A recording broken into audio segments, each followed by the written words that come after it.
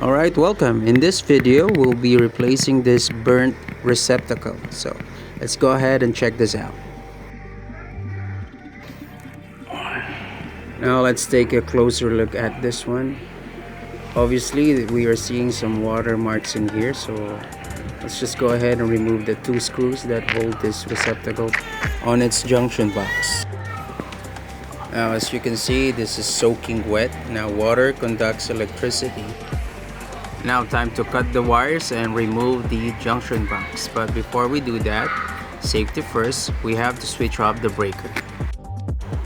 Alright, so I have removed the junction box and power is off. Now, next thing that we're gonna do is we'll be inserting some epoxy in this hole because this is where the water came from. Then after that, we'll put everything back together with the new receptacle. We cannot use the old receptacle anymore because it's been burnt. Now, short circuit generated so much heat that it burnt our plastic receptacle, so we cannot use this receptacle anymore. Therefore, just gonna have to replace this because this is actually a fire hazard, so we don't want to cause any fire. Alright, so I have placed some epoxy right there.